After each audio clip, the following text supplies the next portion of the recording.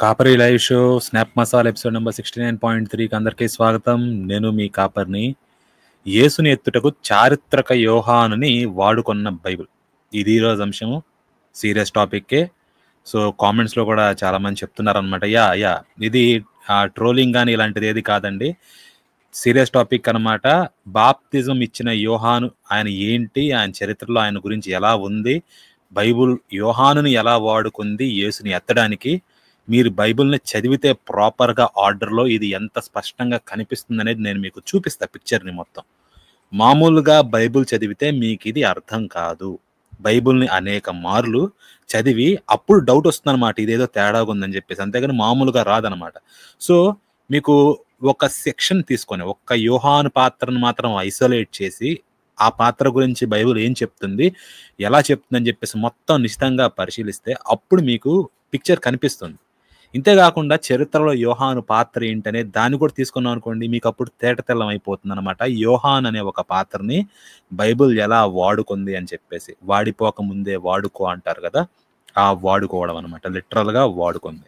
ఇది మీకు ఈరోజు స్పష్టంగా అర్థమవుతుంది. ట్రూత్ గారు మీరు అన్నారు కదా 1 hour 2 hours అని, 2 hours అయిపోవడానికి కంప్లీట్ చేస్తానండి, ఐ విల్ ట్రై. తర్వాత ఇంకొకటి, ఇందుట్లో లాంగ్వేజ్ కానీ అంతా కూడా బాగుంటుంది. ఇది క్లీన్ వీడియో అనమాట, ఎటువంటిది మిగతా ఏముండవు. మహా అయితే అప్పుడప్పుడు ఒక చిల్లంగితనం కానీ ఇలాంటివి వస్తాయి అనమాట. చాలా ప్రాపర్గా ఉండబోతుంది. క్రిటిసిజం అనమాట ఇదంతా కూడా, మీరు ఎక్కడన్నా షేర్ చేసుకోవచ్చు, ఎవరికన్నా షేర్ చేసుకోవచ్చు, కంప్లీట్లీ ఓపెన్. ఓకే, ఏ ఇబ్బంది ఉండదు. సో క్రైస్తవులు కనుక ఎవరన్నా చూస్తుంటే మీరు నిజంగా బైబుల్లో ఉన్న నిజాన్ని, అది కూడా చీకటి నిజం అంటే దాచిపెట్టబడిన నిజాన్ని మీరు తెలుసుకోవాలి అనుకుంటే తప్పకుండా చివరి దాకా చూడండి. నేను ఆధారం లేకుండా ఏది మాట్లాడను, మీకు అవసరమైనవన్నీ కూడా అవైలబిలిటీలో ఉంటాయి, నేను ఇస్తానన్నమాట. కొన్ని చోట్ల ఏంటంటే ఎక్కువ ఆధారాలు ఉండి ఇవ్వడం కుదరదు, కానీ ఇది అదేం లేదు. మీకు లింక్స్ కూడా ఇచ్చాను డిస్క్రిప్షన్లో, మీరు పక్కా నేను చెప్పిన దాన్ని ఫాలో అవ్వచ్చు, మీకై మీరు వెరిఫై చేసుకోవచ్చు. సిద్ధి గారు స్వాగతం, ఉన్నారా?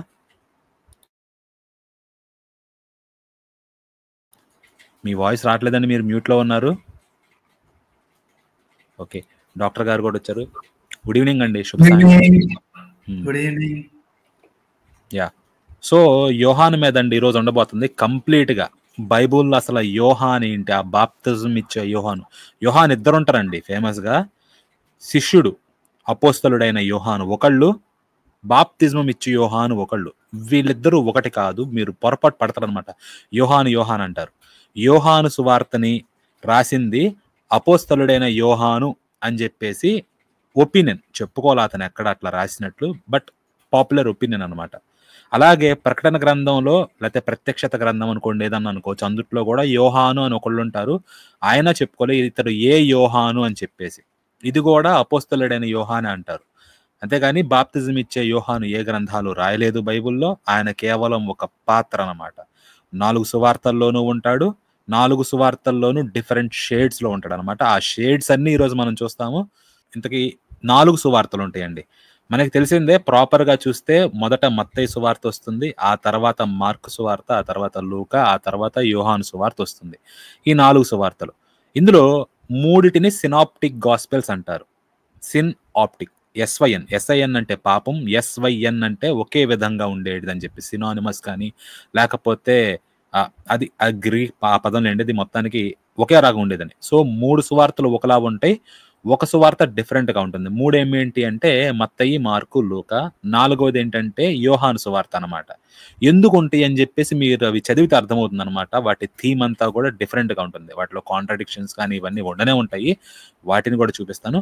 కాకపోతే చాలా మంది జనాలకి తెలియంది ఏంటంటే, మనకి బైబుల్లో మత్తయి గ్రంథం ముందు వస్తుంది, కానీ దానికన్నా ముందు యాక్చువల్గా మార్క్ రావాలి. చరిత్రలో ముందు మార్క్ రాయబడింది, ఆ తర్వాత మత్తయి, లూకా, ఆ తర్వాత చివరిలో చానాళ్ళకి యోహాను సువార్త వచ్చిందనమాట. ఆ తర్వాత చివరిలో ఎప్పుడో ప్రకటన గ్రంథం వచ్చింది.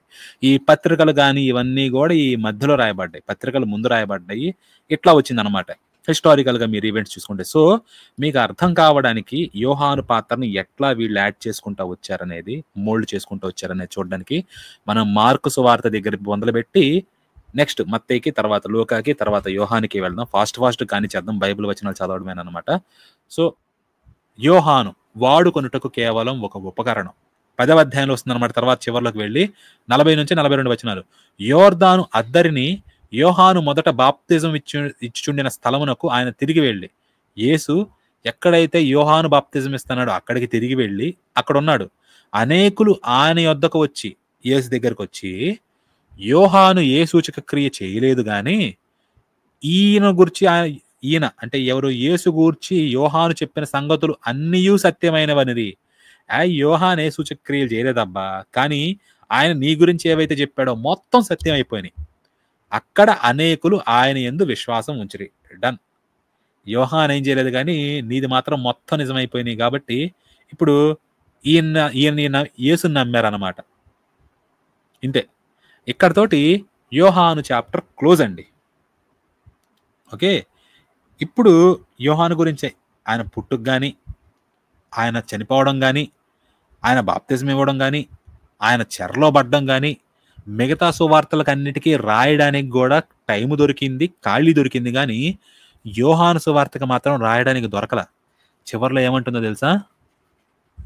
యేసు చేసిన కార్యములు ఇంకనూ అనేకములు కలవు, వాటిలో ప్రతిదాన్ని వివరించి రాసిన ఎడల అట్లు వ్రాయబడిన గ్రంథములకు భూలోకమైనను చాలదని నాకు తోచుచున్నది. ఆమేన్. అర్థమైందా అండి? యోహాన్ని ఇలా మింగేసిందనమాట బైబుల్. వాడి వాడి గీసి గీసి గంధాన్ని సాదినట్టు సాది మొత్తం సారాన్నంతా పిండేసింది. వాడుకోవయ్యా, అన్ని యాంగిల్స్ వాడుకో, వాడుకున్నాడు వాడుకున్నంత. పర్మిషన్ ఇచ్చారుగా, ప్యాకెటేస్తాను. ఆ తర్వాత వాడుకోవడానికి ఏముండదు, మొత్తం పిండేస్తాను.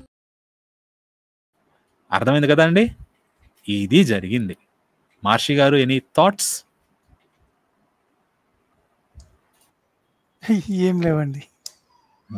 ఓకే, అయితే ఇంతకీ యోహాన్ ఏదో హిస్టారికల్ పాత్ర అంటున్నారు. ఏంది అంటే ఉందన్నమాట. ఈయన గురించి సెనెకా కానివ్వండి, ఫిలో కానివ్వండి, వీళ్ళు రాయలేదు, కానీ ఫ్లేవియస్ జోసెఫస్ రాశాడు అనమాట ఈయన గురించి. ఇది ఇంట్రెస్టింగ్లీ యేసు గురించి ఏ పుస్తకంలో రాశాడో అదే పుస్తకంలో ఈయన గురించి కూడా రాశాడు. ఎవరి గురించి? జాన్ ది బాప్టిస్ట్ గురించి అనమాట. ఏమని రాశాడు? చాప్టర్లు ఉంటాయి, చాలా చాప్టర్లు, మీకు అది చూపిస్తాను ఒక సెకండ్. ఈ లింక్స్ మీకు ఆల్రెడీ డిస్క్రిప్షన్లో ఇచ్చానండి, ఈ పుస్తకం యొక్క లింక్ అనమాట. ఇది వచ్చింది. సో దీని లింక్ మీకు ఆల్రెడీ డిస్క్రిప్షన్లో ఇచ్చాను, మీరు చూసుకోవచ్చు. సో ఇదేంటంటే యాంటిక్విటీస్ ఆఫ్ జ్యూస్ అనమాట. 32 సంవత్సరాల ఇంటర్వెల్ ఉంటుంది టోటల్గా ఇందులో వ్యవధి. అర్కెలా బ్యాన్ అయిన కాడ నుంచి యూదులు బబులోన్ నుంచి నిష్క్రమించడం అనమాట. అర్కెలా బ్యాన్ అయిన తర్వాతే వేరే రాజులు, ఇదంతా ఈ కురేని వస్తాడనమాట, లోకాలో చెప్పిన వాడు సెన్సస్ చేయడానికి. ఇదంతా జరుగుతుంది. అయిపోయిన తర్వాత 2వ చాప్టర్లో ఏముంటుంది? హేరోదు అంతిప, అలాగే హేరోదు ఫిలిప్ అనమాట. వీళ్ళిద్దరూ కలిసి కైజర్కి గౌరవంగా అనేక నగరాలు కట్టడం, అలాగే యాజకులు మిగతా ఎవరైతే ఉన్నారో అధిపతులు వాళ్ళ యొక్క సక్సెషన్, అంటే వాళ్ళ తర్వాత ఇంకెవరు రావాలి అనే దాని గురించి, అలాగే ఫ్రాతీస్ అను పార్థ్రన్స్ అనమాట, వీళ్ళకి ఏం జరిగింది అనే దాని గురించి రాస్తున్నాడు. ఇలా రాస్తా 3వ దాంట్లో sedition of the Jews against Pontius Pilate, అంటే పొంతు పిలాతుకి వ్యతిరేకంగా రాజద్రోహం చేశారు యూదులు, దాని గురించి, క్రీస్తు గురించి, అలాగే పౌలీనా అనే ఆమెకి రోమాలో ఉన్న యూదులకి ఏం జరిగింది అనే దాని గురించి అనమాట ఈ 3వ అధ్యాయం. వీటిల్లో యూదులు చేసిన రాజద్రోహం గురించి చెప్తా ఇంత పొడుగు చెప్తా, మధ్యలో ఈ ఒక్క పారాగ్రాఫ్ ఉంటుందన్నమాట యేసు మీద. అప్పట్లో యేసు అని ఒకడు ఉండేటోడు, ఒక బోధకుడు. ఒకవేళ అతన్ని మనిషి అనొచ్చా అంటే, ఎందుకంటే ఆయన అనేకమైన మహిమ కార్యాలు చేశాడనమాట, సూచక్రియలు చేశారు. అలాగే సత్యాన్ని ఆనందంగా గ్రహించే వాళ్ళకి బోధించాడు. ఆయన అనేక మంది యూదులను అలాగే అన్యులను కూడా ఆయన వైపు ఆకర్షించాడు. ఆయనే క్రీస్తు. ఓకే, సంబంధం లేదనమాట మధ్యలో, ఏది అటు ఇటు కాకుండా మధ్యలో తీసుకొచ్చి ల్యాండ్ చేశారు. ఆయనే క్రీస్తు. అలాగే పిలాతు వీళ్ళల్లో ఎవరెవరైతే పెద్దవాళ్ళు ఉన్నారో వాళ్ళ సూచన మేరకు ఈయన్ని సిలువేశాడనమాట. అప్పుడు ఏది కిందకు వచ్చేసింది, పైకి వెళ్ళాలి. అప్పుడు వాళ్ళు ఈయన్ని వదిలిపెట్టలేదు అని చెప్పేసి అంటున్నాడు. ఓకే, ఎందుకంటే ఈయన తిరిగి 3వ రోజున వాళ్ళకి కనిపించాడు. అంతకుముందు ఎవరైతే ప్రవక్తలు వీళ్ళందరూ చెప్పారో వాళ్ళు చెప్పినట్టుగానే ఈయన కనిపించాడు అని చెప్పేసి, ఇంకా ఈయన అనేక 10,000 కార్యాలు 10,000 కార్యాలు చేశాడనమాట. అలాగే ఈ క్రైస్తవులు అనే తెగ ఆయన పేరు నుండి వచ్చింది, అది నేటికి కూడా ఉందని వీళ్ళు రాశారు. బట్ మీరు ఈ ఫ్లేవియస్ జోసెఫస్ రాసిన మిగతా ఈ పుస్తకాలన్నీ కూడా చదివితే ఇవేవి ఉండవన్నమాట ఆయన చెప్పేది. ఇక్కడ మాత్రమే సపరేట్ గా సోర్ తంబలా స్టిక్ అవుతుంది అనమాట ఇది.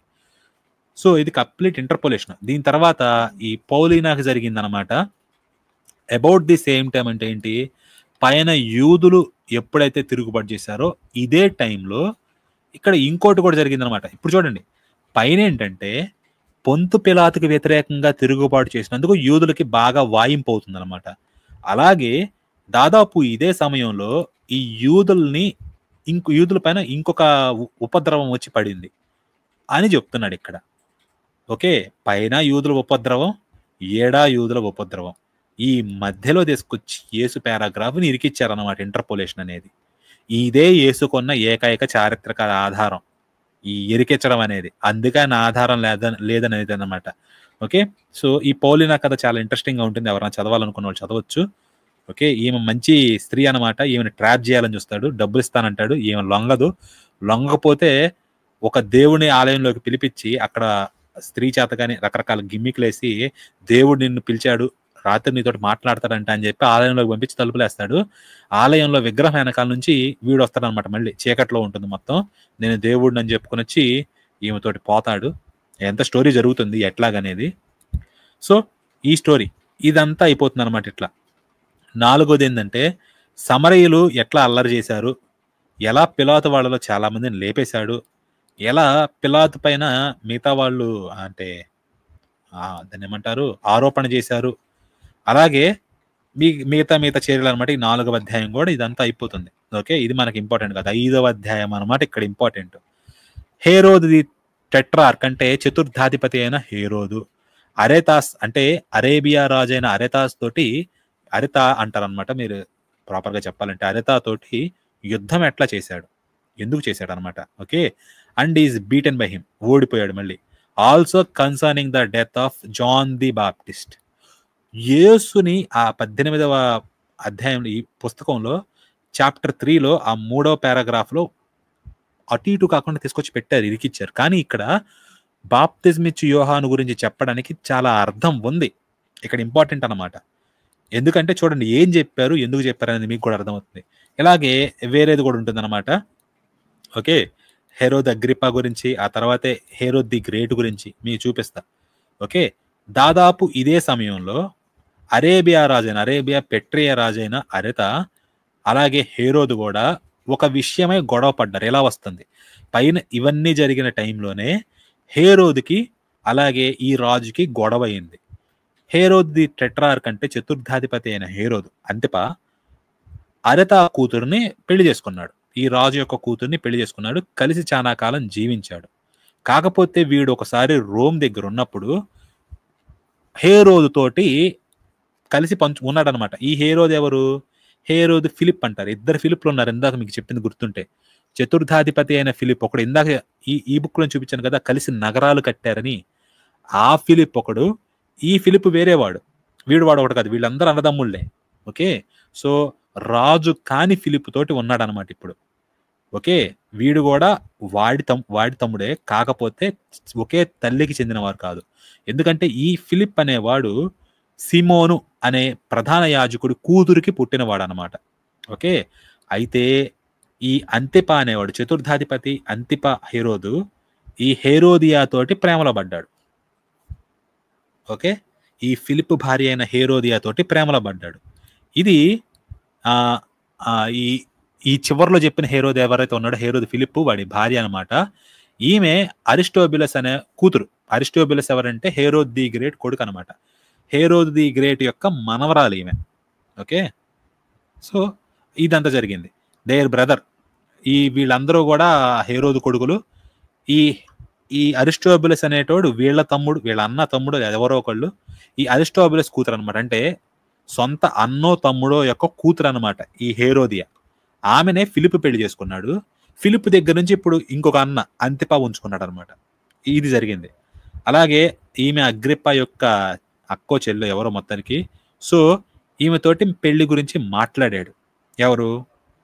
అంతిప, హేరోద్ అంతిప మాట్లాడారనమాట. సో ఆమె చెప్పింది.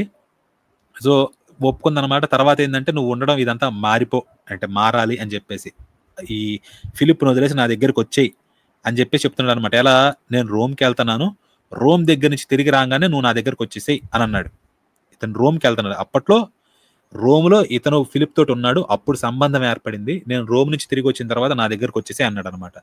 సో వీటిల్లో ఏంటంటే ఈ మ్యారేజ్ విషయంలో ఇంకొకళ్ళు కూడా ముడిపడి ఉన్నారు. ఎవరు?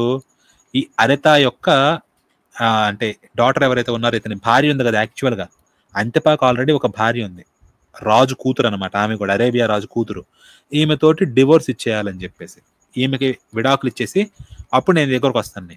సో ఈ అంతిప ఏం చేస్తున్నాడు? చతుర్థాధిపతి హేరోద్ అంతిప ఈ చెప్పిన తర్వాత రోమ్కి వెళ్ళిపోయాడు అనమాట. ఓకే, నువ్వు నా దగ్గరకు వచ్చి నేను రోమ్ నుంచి వచ్చినాక అని చెప్పి రోమ్కి వెళ్ళిపోయాడు. కాకపోతే ఈయన పనులు చేసుకుంటున్నప్పుడు ఈయన భార్య అరేబియా రాజు కూతురికి ఈ విషయం తెలిసిపోయింది. హేరోదియాతోటి వీడు చేసుకున్న ఒప్పందం తెలుసుకున్న తర్వాత జరిగింది కదా, ఆలోచిస్తుంది. అయితే ఈమెకి తెలిసినట్టు హేరోదుకు తెలియదు. నా భార్యకి నేను విడాకులు ఇస్తానన్న సంగతి ఆమెకి తెలిసిపోయింది అని వీడికి తెలియదు అనమాట. వీడు రోమాలో తిరుగుతున్నాడు అటు ఇటు. సో ఇప్పుడు ఏం చేసింది? ఈమె అడిగింది హేరోద్ తోటి, నన్ను మ్యాకరస్ దగ్గరికి పంపించేయి. ఓకే, ఇదేంటంటే ఒక చోట అనమాట.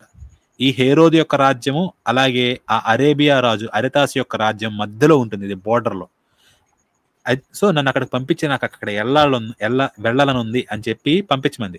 తెలియదుగా వీడికి హేరోద్కి, ఈమెకి తెలిసిపోయింది అని చెప్పి పంపిస్తాడు. పంపించిన తర్వాత ఈమె ఒక చోట నుంచి ఇంకో చోటకి, అక్కడి నుంచి ఇంకో చోటకి, అక్కడి నుంచి ఇంకో చోటకి, చివరికి వీళ్ళ తండ్రి దగ్గరికి చేరుతుంది అనమాట. సో వెళ్తుంది పుట్టింటికి వెళ్ళి పుట్టింటి దగ్గర తన తండ్రికి జరిగింది మొత్తం చెప్తుంది. చెప్పినప్పుడు ఆయనకు మొత్తం ఒళ్ళు మండుతుంది అనమాట.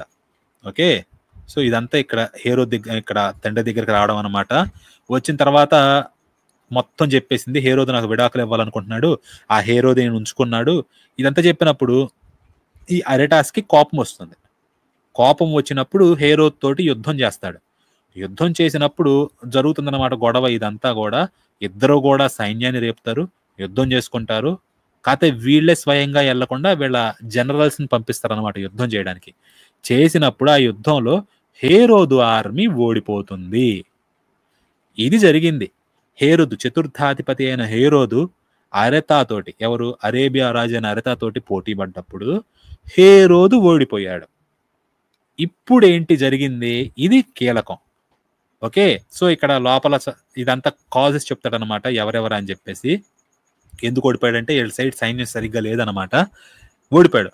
సో వీటన్నిటి గురించి ఈ హేరోదు తిబేర్ కైజర్కి రాస్తాడు. టైబీరియస్ సీజర్ అంటారు అనమాట, తిబేరి కైజర్ అని చెప్పేసి. సో ఈయన కోపం వస్తుంది అరితా మీద. కోపం వచ్చి ఈ విటేలియస్ అనేటోడికి పంపిస్తాడు అనమాట. ఏమని? ఆ అరితా మీద యుద్ధం చేయని చెప్పేసి. యుద్ధం చేసి ఎయిదర్ వాడిని సజీవంగా పట్టుకో, లేకపోతే వాడిని అంటే సజీవంగా పుట్టుకొని దాన్ని ఏమంటారంటే బాండ్స్, అంటే నాకు కరెక్ట్ గుర్తుకు రావట్లా తెలుగులో. సో ఏంటంటే చేతులు కాళ్ళు కూడా చెక్కల్లో పెడతారు కదండి, అదనమాట. సో అందుట్లో పెట్టేసి తీసుకొచ్చేయమంటాడు, లేకపోతే వాడిని చంపేసి వాడి తలకాయని తీసుకురా అంటాడు అనమాట. ఓకే, ఇది ఈ విటేలియస్ అనేవాడికి ఇచ్చాడు. ఇంతకీ విటేలియస్ ఎవడు? సిరియాకి ప్రెసిడెంట్. ఒకప్పుడు కిరేనేస్ అట్లాగే ఇప్పుడు విటేలియస్ అనమాట. సో ఇదంతా జరిగి ఈ హేరోదు ఓడిపోయినప్పుడు some of the Jews thought, కొంతమంది యూదులు అనుకున్నారు ఏమని? ఈ హేరోదు ఆర్మీ యొక్క పతనము దేవుడి నుంచి జరిగింది అని. ఈ హేరోదు ఆర్మీ నాశనం అయిపోవడానికి కారణం దేవుడు అని కొంతమంది యూదులు అనుకున్నారు. ఎందుకు? అండ్ దట్ వెరీ జస్ట్లీ, అది కూడా చాలా న్యాయపరంగా.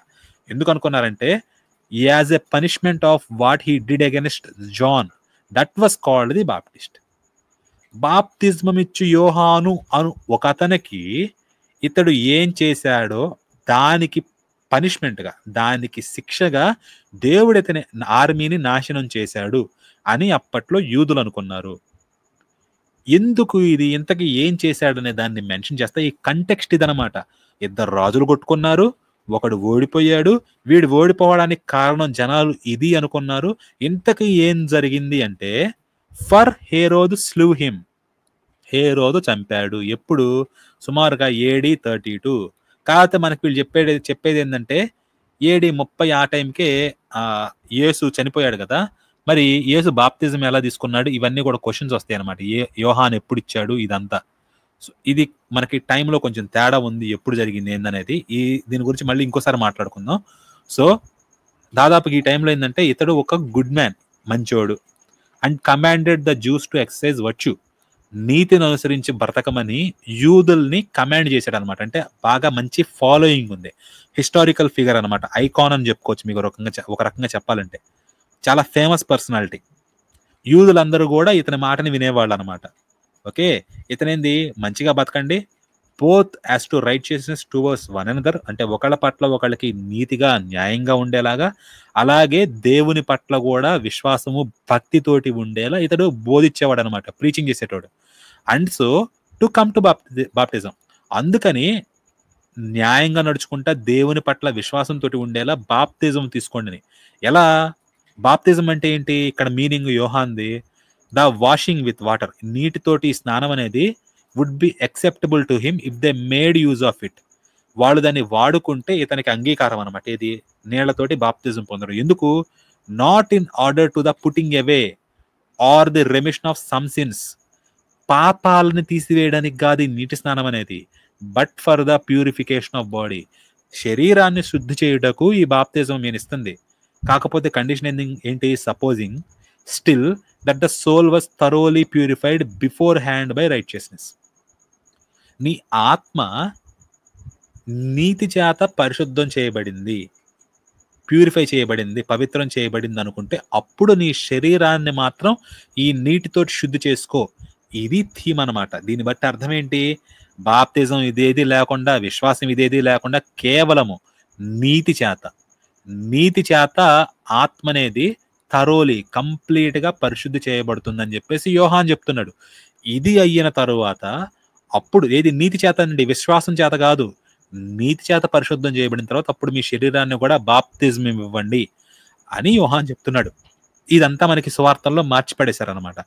ఇప్పుడు ఇలాగే అనేక మంది, చాలా మంది కూడా ఈయన చుట్టూ గుమిగూడడం మొదలు పెట్టారు. జనాలు పెరిగారు. ఎందుకంటే వీళ్ళందరూ కూడా చాలా ఇన్స్పైర్ అయ్యారు అనమాట, చాలా కదిలింపబడ్డారు ఈయన వచనాల చేత. యూదుల్లో ఇతని ఫాలోయింగ్ చాలా పెరిగిపోయింది. అప్పుడు హేరోదు who feared lest the great influence of John had over, అంటే ఈ జనాలందరి మీద ఇతనుకున్న చాలా పెద్ద ఇన్ఫ్లుయెన్స్ అనమాట. అది ఇతని పవర్ని, అట్లాగే ఏదన్నా ఇతని ఆధిపత్యాన్ని కూడా ప్రమాదంకు గురి చేస్తుందేమో, ఏమన్నా తిరుగుబాటు లేస్తుందేమో. ఇంతకుముందు చాలా తిరుగుబాటు ఇట్లాగే లేచినాయి అనమాట. జనాల్లో ఫాలోయింగ్ ఉన్న వాళ్ళు రాజు పైన తిరుగుబాటు చేయించారు ఈ హేరోదుల పాలనలో ఉన్నప్పుడే. సో వీడి వల్ల కూడా ఏమన్నా తిరుగుబాటు లేస్తుందేమో అని చెప్పేసి, ఎందుకంటే for they seemed ready to do anything he should advice, వాళ్ళు ఇతడు ఏది చెప్పినా అది చేయడానికి సిద్ధంగా ఉన్నారు అని ఇతనికి కనిపించింది అనమాట. అమ్మ పొజిషన్ చాలా తేడా అయిపోయింది, వీళ్ళు ఏదన్నా చేస్తారని చెప్పేసి ఇన్నిటికన్నా బెస్ట్ ఏంటి, వాడిని చంపేస్తే దరిద్రం వదిలిపోతుంది. ఎందుకంటే వాడు ఏ చిల్లంగితనం చేసినా చేయొచ్చు, అందుకని వాడు చేసేలోపే చంపేద్దాం, చంపేసి ఒక్కడిని వదిలేసి మనం కష్టాల్లో పడే కన్నా ముందుగానే లేపేస్తే, ఇది అంతా లేట్ అయ్యే లోపే ముందుగానే వాడిని లేపేస్తే గొడవంతా పోతుందని చెప్పేసి వాడిని పట్టుకున్నారు.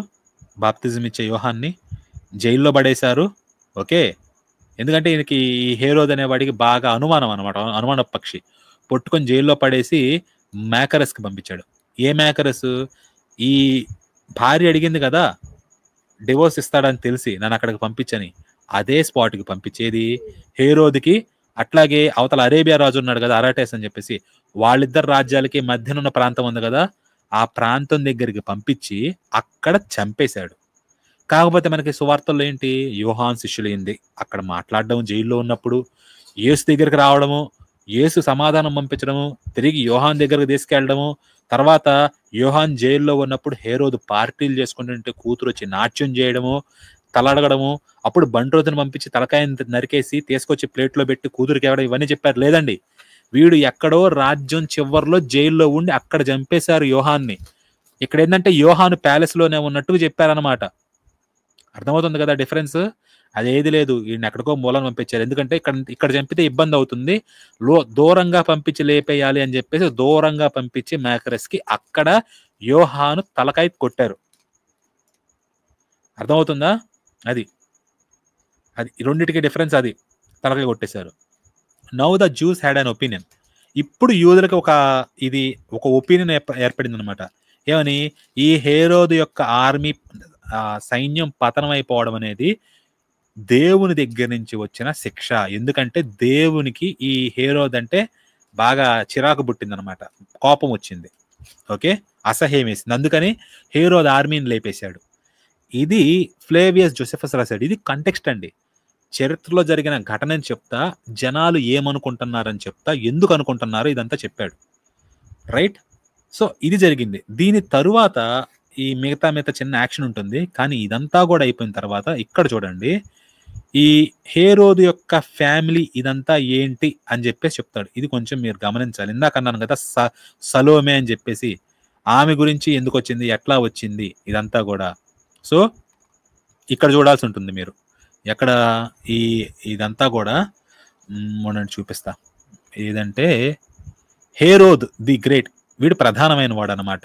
ఇతడు చనిపోయినప్పుడే యేసు ఆ పుట్టిన టైమింగ్ అని ఇదంతా. ఇద్దరు కూతుళ్ళు. ఓకే, వీళ్ళ గురించి ఇదంతా చెప్పుకుంటా వస్తారనమాట. సో ఇదంతా మనకి ఇంపార్టెంట్ కాదు. సో ఇప్పుడు తర్వాత ఏంటంటే మనకు రావాల్సింది, ఈ పెద్ద హేరోదికి సలోమే అనే ఒక చెల్లెలు కూడా ఉంది. ఇతడు చనిపోయేటప్పుడు వీలునామాలో ఈ చెల్లెలకు కూడా కొంచెం ల్యాండ్ అని ఇస్తాడనమాట. ఆ నగరాలు నువ్వు పాలించుకో అని చెప్పేసి, ఆమె ఖర్చుల కోసం లేకపోతే ఇంకా వేటి కోసం ఈమెకు కూడా ఇస్తాడనమాట. ఓకే, ఇదంతా జరిగింది. ఇప్పుడు హేరోదు కూతుర్ల దగ్గరకు వచ్చామనుకోండి మనం.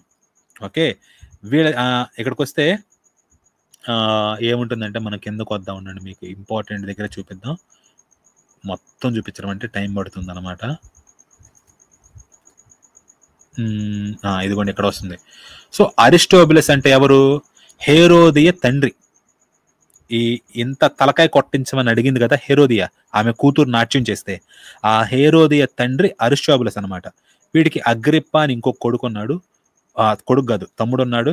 వాడు యోటపే అనే ఆమెను పెళ్లి చేసుకున్నాడు అనమాట. ఈమె ఎమెసా రాజు యొక్క కూతురు. వీళ్ళిద్దరికి ఒక కూతురు పుట్టింది.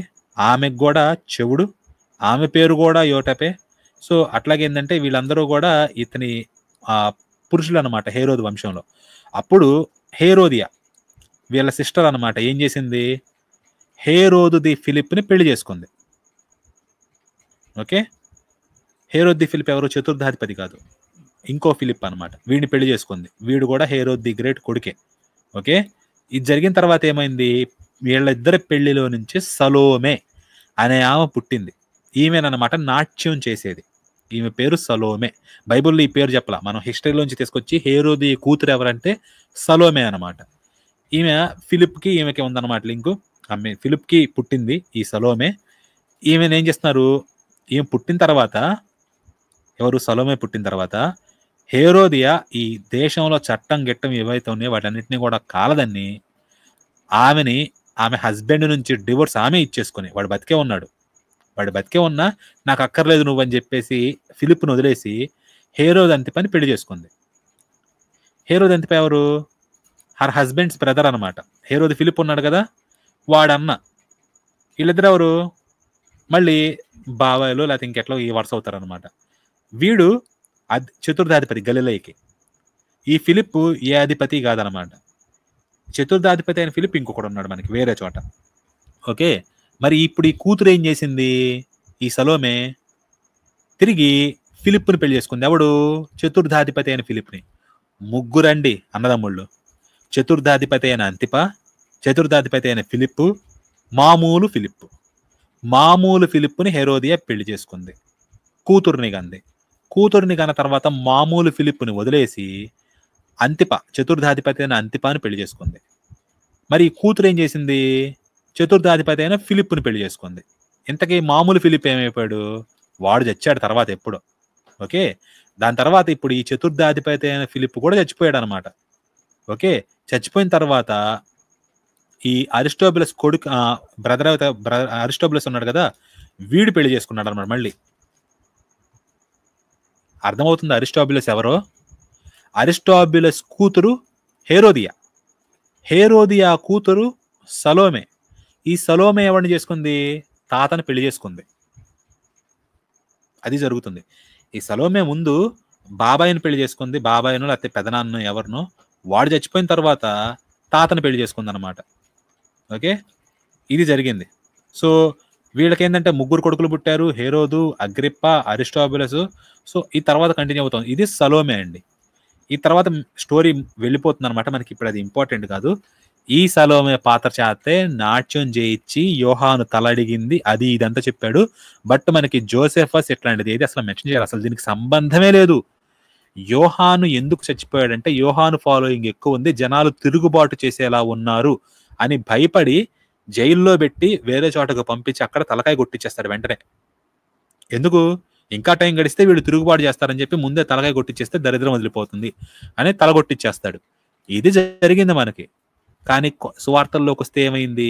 యోహానికి పెద్ద పెద్ద కథలల్లి యోహాను ఈ హేరోదియ గురించి హేరోదుని మాట్లాడాడని చెప్పేసి దాని ప్రకారం డాన్స్ లేపించి ఇదంతా చేసి మొత్తం ఇది చేశారు.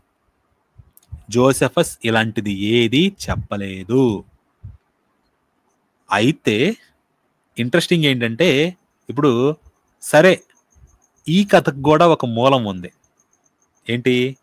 డాన్స్ వేయడము, గిఫ్ట్ అడగడము, ప్రామిస్ చేయడము, తలకాయ అడగడము, ఇవన్నీ ఇదంతా కూడా వేరే కథ.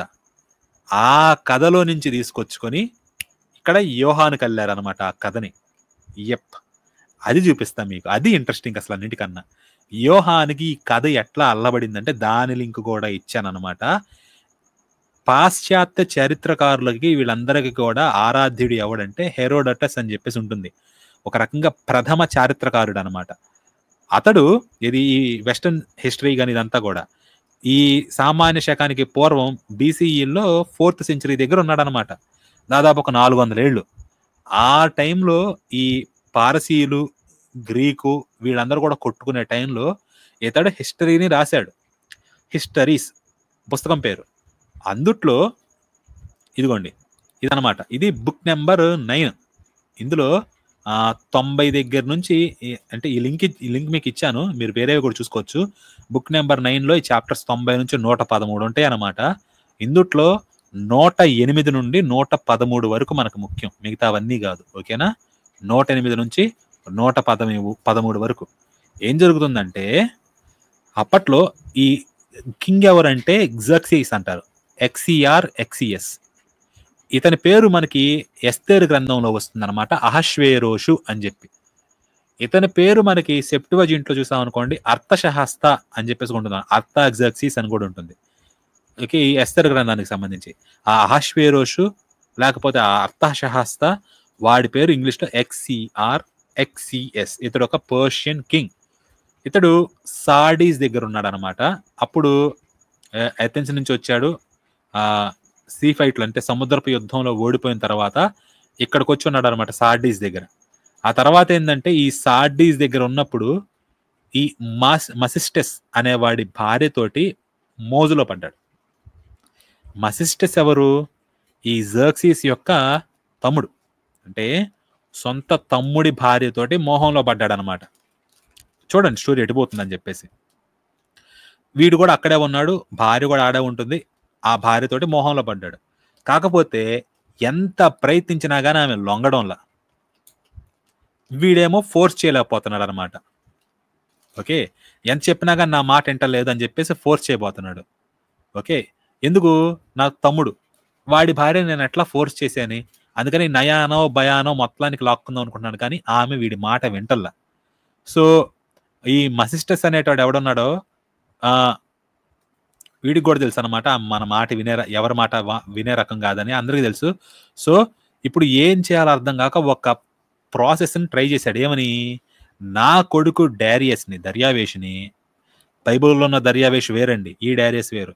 నా కొడుకు దర్యావేషుని నీ కూతురుతోటి పెళ్లి చేస్తాను అంటే, మసిస్టస్ భార్యకి పుట్టిన కూతురుతోటి నా కొడుకుని పెళ్లి చేస్తే ఈ భార్య నాకు మాటినే అవకాశం ఉంది, లింక్ ఏర్పడుతుంది కాబట్టి తర్వాత ఆమెతోటి ఇంకా ఆపర్చునిటీస్ పెరుగుతాయి అని చెప్పి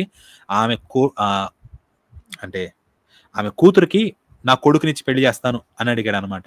ఇలా చేస్తే ఆమెతో దగ్గర అవ్వచ్చు అని చెప్పేసి అలాగని ఇచ్చి పెళ్లి చేశాడు. ఓకే, చేసిన తర్వాత ఏ సూసాకి వెళ్ళిపోయాడు అనమాట. కానీ అక్కడికి వచ్చిన తర్వాత ఏంది అంటే ఆమె కూతుర్ని ఇతను కొడుక్కి పెళ్లి చేసుకొని వీళ్ళిద్దరిని తీసుకొని తిరిగి వచ్చాడు సూసాకి.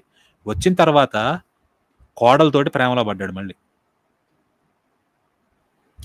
అర్థమవుతుందా?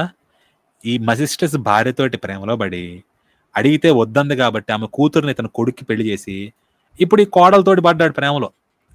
తల్లిని వదిలేశాడు, మజిస్టర్స్ భార్యను వదిలేసి ఆమె కూతుర్ని పట్టుకున్నాడు అనమాట. ఓకే, హేరోద్ది కూడా ఇదేనండి సిమిలారిటీ.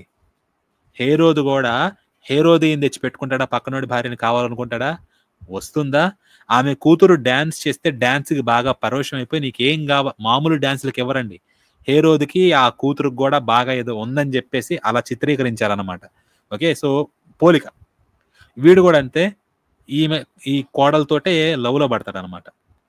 దీని తర్వాత ఏమవుతుంది, ఇదంతా వెళ్ళిన తర్వాత నిజం అనేది వెలుగులోకి వస్తుంది. ఎలాగో నేను చెప్తున్నాను ఇక్కడ అని చెప్పేసి హెరోడటస్ అంటున్నారు. ఏమని? ఈ జర్క్సీస్కి ఒక భార్య ఉంది. మనకి బైబుల్లో ఏంటంటే వష్తి అని చెప్పి పేరు పెడతారు. కాదు, ఆ పేరు మనకి బైబుల్లో ఉంటుంది కాబట్టి ఇంకెక్కడా ఉండదు. ఈమె పేరు ఏంటంటే అమిస్ట్రిస్ అనమాట, ఈ భార్య పేరు. ఈమె అప్పట్లో ఈ జర్క్సీస్ రాజుకి ఒక గొప్ప ఉత్తరీయాన్ని, లేకపోతే పై వస్త్రం అనుకోండి, దాన్ని అల్లిచ్చింది అనమాట. స్వయంగా ఆమె అల్లి రాజుకు ఒక పై వస్త్రాన్ని తయారు చేసి ఇచ్చింది. చాలా బాగుందంట చూడడానికి.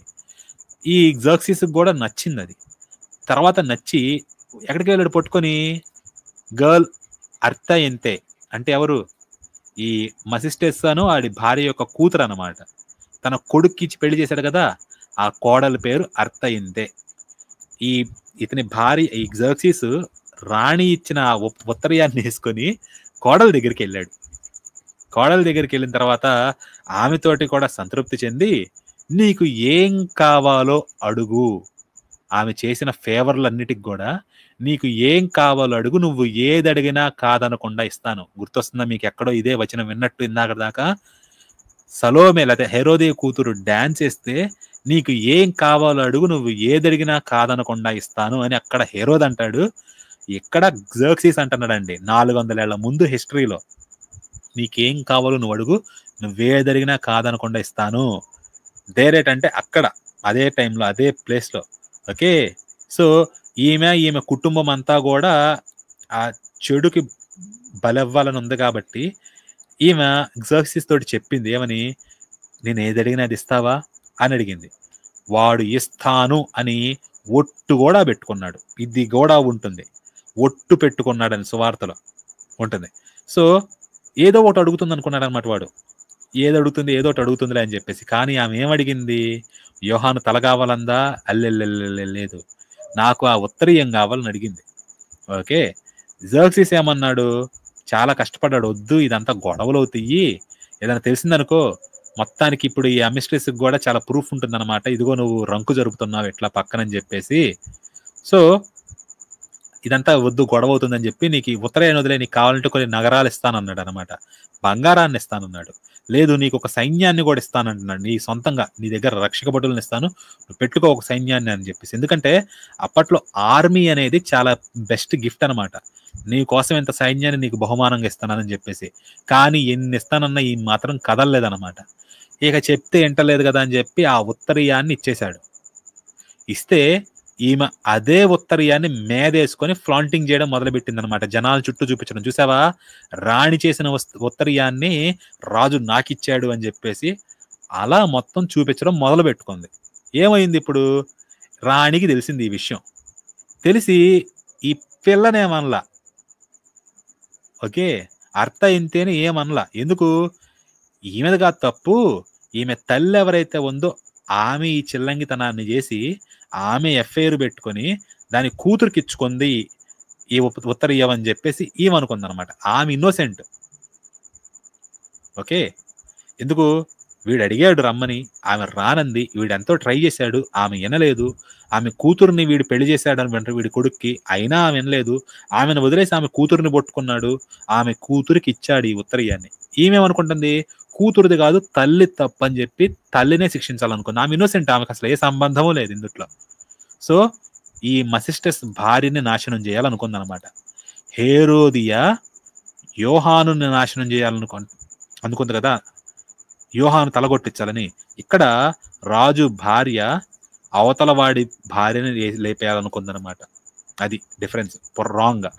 సో ఇవేంటంటే ప్రాపర్గా మనకి హేరోదు జన్మదినం అప్పుడు జరుపుకుంటాడనమాట విందుని. ఇక్కడ కూడా సేమ్ టు సేమ్ ఈ జర్క్సీస్ ఒక రాయల్ ఫీస్ట్ జరుపుకునేటప్పుడు ఎప్పుడు ఇది కూడా రాజు పుట్టినరోజు అప్పుడే. హేరోదు జన్మదినం అప్పుడే ఫీస్ట్, ఇక్కడ జర్క్సీస్ కూడా జన్మదినం అప్పుడే విందు. దీనికి పేరు కూడా ఉంది, పర్షియన్ నేము తుక్తా అనే పేరు. దీనిని గ్రీకు భాషలో పర్ఫెక్ట్ అని చెప్పేసి అంటారు అనమాట. ఇలాగే ఆ పుట్టినరోజు ఫీస్ట్ చేసుకుంటున్నప్పుడు రాజు తనని తాను అభిషేకించుకుంటాడు, మిగతా పారసీలందరికి కూడా గిఫ్ట్లు ఇస్తాడు. ఆ రోజు కోసం వెయిట్ చేస్తా ఈ అమెస్ట్రిస్ ఏం చేసిందంటే రాణి మసిస్టస్ వైఫ్ నాకు ఇచ్చే అని అడిగింది. సారా ఎలాగైతే హాగర్ని నాకు ఇచ్చే అని అడిగిందో ఈ మసిస్టస్ భార్యని కూడా నాకు ఇచ్చే అని ఈ రాణి అడిగింది అనమాట. ఈ జర్సీస్కి అర్థమైంది, అమ్మ నాయన ఏదో తేడా పడింది, పొరపాటు ఏదో అనుకుంది. చేసింది ఆమె కూతురైతే, నా తమ్ముడి యొక్క కూతురైతే నా తమ్ముడి భార్యను పట్టుకుంటుంది, ఏం చేసిద్దో అని చెప్పేసి కంగారు పడ్డాడు అనమాట. కంగారు పడి ఇక తిరస్కరించడానికి కుదరదు. ఎందుకంటే ఈమె టైంలో వచ్చి క్వశ్చన్ అడిగింది, ఇప్పటికిప్పుడు ఇవ్వాలన్నమాట. ఎందుకంటే అప్పుడు చట్టం అదే, రాజే పెట్టాడు ఈ చట్టం, పలానా ఫీస్ట్లో మీరు అడిగింది మీకు ఇవ్వబడుతుందని చెప్పేసి. వీడు ఇష్టపడకపోయినా కష్టంగానైనా ఒప్పుకున్నాడు. ఒప్పుకొని ఈ స్త్రీని, అనగా ఎవరు, తమ్ముడి భార్యని, పేరు చెప్పలేదండి ఈమె భార్య పేరేంటి అనేది, ఈమెకి ఇచ్చేశాడు రాణికి. అమెస్ట్రిస్ అంటే రాణి. ఇచ్చేసి ఈమెకి నీ ఇష్టం వచ్చింది నువ్వు చేసుకో అని చెప్పేసి ఇతని తమ్ముడిని పిలిపించాడు అనమాట. మసిస్టస్ని పిలిపించి, ఓ మసిస్టస్, నువ్వు దర్యావేషు కొడుకువి, నా తమ్ముడివి, అవును, అలాగే మంచివాడివి, నా మాట విను, ఓకే? నువ్వు నీ భార్యతోటి ఉండకూడదు ఇకపై, నీకు నా కూతుర్ని ఇస్తాను తన స్థానంలో. తమ్ముడితో చెప్తున్నాడు, నా కూతురుని నీకు ఇస్తాను, నీ భార్యను వదిలేయి. ఎందుకు? ఇది నా చిత్తము కాదు, నువ్వు ఉండాలని చెప్పేసి. అంటే నువ్వు ఆమెతోటి ఉండడం నా చిత్తం కాదు అంటే ఏంటి, నువ్వు ఆమెతోటి ఉండొద్దు అని చెప్పేసి చెప్తున్నాడు అనమాట. దానికి మసిస్టస్ ఏమన్నాడు, అయ్యో నాకు ఈ దరిద్రం ఎందుకు చెప్తున్నావు, ఈ దరిద్రపు కమాండ్ నా మీద ఎందుకు పెడుతున్నావు, నా భార్యను వదిలేయమని చెప్పేసి. నాకు ఆమె వల్ల అనేక మంది కొడుకులు కూతుర్లు కూడా పుట్టారు, ఓకే? అందుట్లో ఒక కూతురు నీ కొడుకు కూడా పెళ్లి చేసుకున్నావు కదా, నాకు ఆమెతోటి సరిపోతుంది, నాకు ఆమె చాలు, నేను ఆమెతోటి చాలా ఆనందంగానే ఉన్నాను. కానీ ఇప్పుడు నువ్వు నన్ను ఆమె నుంచి దూరంగా పెట్టుకొని నీ కూతుర్ని పెళ్లి చేసుకోమంటున్నావు. ఓ రాజా, నీ కూతురు నాకు ఇద్దాం అనుకుంటున్నావు, ఇది నాకు గొప్ప గౌరవమే, కానీ నాకు అక్కర్లేదు. నేను నా భార్యని వదిలేను, నీ కూతురుని పెళ్లి చేసుకో, నాకు రెండు వద్దు. Constrain me not to consent to such a desire. నన్ను అట్లాంటి పని చేసేలా నన్ను ఇరికించొద్దయ్యా. నీ కూతురుకు నువ్వు ఇంకొక మొగుడిని చూసుకో, నా అంతటోడు ఎవరైనా కానీ అట్లన్నా నీ కూతురికి ఇంకో మొగుడిని చూసుకో, కానీ నన్ను, నా భార్యని ఉంచుకొని అన్నప్పుడు ఈ జర్క్సీస్కి కాలిద్దనమాట. బాగా కోప్పడి, ఇంత దూరం వచ్చావా మసిస్టస్ నువ్వు, అప్పుడు నా కూతుర్ని నీకెవను, నీ భార్యని నిన్ను ఉంచుకొనివ్వను. నువ్వు రెండు వద్దన్నా కదా, నీ భార్య నీకు ఉండదు, నా కూతురు నీకు దక్కదు. నువ్వేం చేయాలి, ఆమెతోటి ఉండకూడదు ఇప్పుడు నువ్వు ఉంటున్నట్టు, ఓకే? దీన్ని నువ్వు అంగీకరించి తీరాలి అంటే దీనికి ఒప్పుకోడు అనమాట. అబ్బే లేదు, మీరు నన్ను ఇంకా నాశనం చేయలేదని చెప్పేసి నేను ఒప్పుకోనని వెళ్ళిపోతాడు అనమాట. ఈలోపు ఏం జరిగింది, ఓకే? ఈ జర్క్సీస్ అతడి తమ్ముడితో మాట్లాడే టైంలో ఈ రాణి అమెస్ట్రిస్ జర్క్సీస్ గార్డ్స్ని, అంటే సైన్యాన్ని, వీళ్ళందరినీ పంపించి ఆ మసిస్టస్ భార్యని పట్టుకొని వచ్చి చాలా దారుణంగా ట్రీట్ చేస్తుంది. ఎలా? ఆమె స్తనాలను కోసేసి కుక్కలకు వేస్తుంది. ఆమె ముక్కుని, చెవుల్ని, పెదాలని కూడా ఇలాగే కోసేసి చేస్తుంది. ఆమె నాలుకను కూడా కోసేసి ఇలా ఇంటికి పంపిస్తుంది అనమాట. బయట ఇంగ్లీష్లో ఇట్లా సామెత కానీ ఇది ఉంటుందండి, ఏమనంటే hell hath no fury like a woman scorned అని చెప్పేసి. అనాదరింపబడిన ఆడుది వంటి ఆ ఉగ్రత నరకమందైనా లేదని చెప్పేసి ట్రూ అనిపిస్తుంది అనమాట. వీడు దాని దగ్గరికి పోయాడని చెప్పేసి పొరపడి ఒక ఆడది ఇంకో ఆడదానికి ఎంత లెక్కన చేయగలదు అనడానికి హిస్టారికల్ ప్రూఫ్ అనమాట ఇది. ఆమెది ఏ తప్పు లేదు, వాడు టెంప్ట్ చేసినా టెంప్ట్ గాల. కూతురునిచ్చి పెళ్లి చేసింది వాడు కొడుక్కి, రాజు కొడుకు అంతే, ఇంకంతగా ఆమె చేసిన తప్పేది లేదు. అస్సలు సంబంధమే లేని తప్పే లేని ఆమెను పట్టుకొని వచ్చి స్తనాలు కోయడం ఏంటి, లేకపోతే ముక్కు చెవులు కోయడం ఏంటి, నాలుకను కూడా కోయడం ఏంటి, ఇవన్నీ కోసి కుక్కలకి వేయడం ఏంటి, పెదాలు కూడా కోసేసింది అనమాట. కోసి కుక్కలకేసి పంపించింది ఇంటికి. ఇది తెలియక ఈ మసిస్టస్ అనేటోడు ఇంటికి వచ్చాడు ఫాస్ట్గా వచ్చి ఇంటికాడ ఆయన భార్యకి జరిగింది ఏంటో చూశాడు అనమాట. చూసి వెంటనే వాళ్ళ పిల్లలు వీళ్ళందరూ ఆలోచించుకొని బ్యాక్టీరియా దగ్గరికి బయలుదేరారు. బ్యాక్టీరియా అంటే ఈ శకులు వీళ్ళందరూ ఉంటారు కదా, ఆఫ్ఘనిస్తాన్ ఆ ప్రాంతం అనమాట. అక్కడికి బయలుదేరాయి కొడుకులతోటి వీళ్ళందరితోటి. ఎందుకు, ఆ బ్యాక్టీరియాలో సైన్యాన్ని దీనంతా సేకరించి అక్కడ ఈయనంటే పాజిటివ్ ఒపీనియన్ ఉంది బాగా, ఈయనకి సహాయం చేస్తారనమాట అక్కడ ఉన్నోళ్ళు. అందుకని సైన్యాన్ని వీళ్ళందరినీ సేకరించి వీడి మీద తిరుగుబాటు చేయాలి అని చెప్పేసి అనుకున్నాడు. వీడికి చుక్కలు చూపించాలి, ఈ ఎగ్జర్సిస్ అనేటోడికి బుద్ధి చెప్పాలి అని. కాకపోతే అది నెరవేరలే. ఎందుకు, వీడు చేయాలనుకుంటుంది వీడి ఆలోచన అంతా ఎగ్జర్సిస్కి తెలిసింది.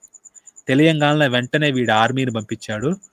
ఆ మసిస్టస్ అనేవాడిని, వాడి కొడుకుల్ని, వాడి ఆర్మీని మొత్తం అందరిని కూడా అక్కడ లేపి పడేశాడు అనమాట. ఇది ఈ ఎగ్జర్సిస్ యొక్క లవ్ స్టోరీ, ఈ మసిస్టస్ అనేవాడి చావు. ఈ స్టోరీల నుంచి లేపుకొని వచ్చి యోహాను స్టోరీని కలిపారు, క్రియేట్ చేశారు. ఇది జరిగింది. హేరోదు ఎగ్జర్సిస్, హేరోదుకి కూడా పక్కనోడి భార్య అంటే మోజు, ఎగ్జర్సిస్ కూడా పక్కనోడి భార్య అంటే మోజు. ఇద్దరు భార్యలకి కూతుళ్ళు ఉంటారు. ఇద్దరు కూతుళ్లతోటి కూడా ఎగ్జర్సిస్ కూడా అట్లాగే హేరోదు కూడా ఈ కూతురుతోటి మోహంలో పడతారు. నీకు ఏది కావాలో అది అడుగు అంటారు. ఈ ఎగ్జర్సిస్ దగ్గరేమో నాకు ఆ ఉత్తరీయం కావాలని ఉంటుంది, ఇక్కడేమో నాకు హేరోదు తల కావాలి అని చెప్పేసి అడుగుతుందన్నమాట. ఇది జరిగేది. సో ఆ తర్వాత ఏంటంటే వీడు ఉత్తరీయం ఇస్తాడు. ఆ ఉత్తరీయం వల్ల రాజు భార్య ఎవరైతే ఉన్నారో ఈమె పగబడుతుంది అనమాట. ఇక్కడ కూడా అంతే, హేరోదియ పగబట్టి ఇక్కడ రాజు భార్య తన రాజు యొక్క తమ్ముడి భార్య చంపాలంటుంది. ఇక్కడ రాజు భార్య హేరోదుని అడుగుతుందనమాట, నాకు యోహాను తల కావాలి అని చెప్పేసి. ఇద్దరు కూడా వాళ్ళ పగని తీర్చుకుంటారు. ప్యారలల్స్ ఇవన్నీ ఉన్నాయి. ఈ స్టోరీని తీసుకొచ్చి బాప్తిజం ఇచ్చి యోహాను యొక్క స్టోరీ తోటి కలిపి ఇలా అల్లారనమాట. రెండు కూడా రాజు యొక్క జన్మదిన విందుల దగ్గర జరుగుతాయి. విందుల్లో అట్లాంటి చోట తిరస్కరించడం కుదరదు కాబట్టి హేరోదు కూడా బలవంతంగా ఒప్పుకున్నట్టు ఇక్కడ ఉంటుంది. ఈ స్టోరీ నుంచి లేపుకొచ్చి ఫ్లేవియస్ జోసెఫస్ చెప్పినట్టుగా అప్పట్లో యూదుల్లో చాలా పాపులర్ అయ్యి యూదులందరూ కూడా ఫాలో అవుతున్న ఒక స్టార్ బాప్తిజం ఇచ్చు యోహాను, జాన్ ది బాప్టిస్ట్ ని స్టోరీ ఇదంతా అల్లి బైబుల్లో చొప్పించిన. ఒక్కసారి జరగలేదండి, మార్క్ కొంచెమే చెప్పాడు, తర్వాత వచ్చేసరికి ఇంకొంచెం డెవలప్ అయింది, తర్వాత వచ్చేసరికి ఇంకొంచెం డెవలప్ అయింది అనమాట స్టోరీ. అట్లా యాడ్ అవుతా చివరాఖరికి జాన్ ది బాప్టిస్ట్ ని బాగా వాడుకొని చారిత్రక పాత్ర అయినా లేకపోతే చారిత్రక వ్యక్తి అయిన యోహానుని, బాప్తిజం ఇచ్చి యోహాన్ని వాడుకొని యేసుని లేపడం జరిగింది. ఇంత జరిగిందండి. ఇది మీకు యోహాను యొక్క పాత్ర. ఇప్పుడు మీకు అర్థమవుతుంది కదా అండి. స్టార్టింగ్ లో క్వశ్చన్ అడిగారు, యేసు యోహానుని ఎందుకు రక్షించలేదు అని అడిగితే ఏమన్నాను, యోహానుని రక్షించకపోవడానికి మీకు ఉపమానంగా చెప్పాలంటే RRR లో చెప్పినట్లుగా అల్లూరి సీతారామరాజు, కొమరం భీం ఇద్దరూ కలిసి ఇంత మంచి ఫైటర్లు కదా, అంత పెద్ద డిస్ట్రక్షన్ చేశారు, అంత వీర్లు కదా, వీళ్ళు మరి మొత్తం ఇండిపెండెన్స్ డేలో అంత లెవెల్ డిస్ట్రక్షన్ ఎందుకు చేయలేదు అని అడిగితే, ఎందుకంటే RRR పాత్రలు ఇండిపెండెన్స్ ఫైట్ జరిగిన తర్వాత క్రియేట్ అయినాయి. యేసు పాత్ర కూడా ఆ టైంలో యోహాను చనిపోయిన తర్వాత క్రియేట్ అయిన పాత్ర.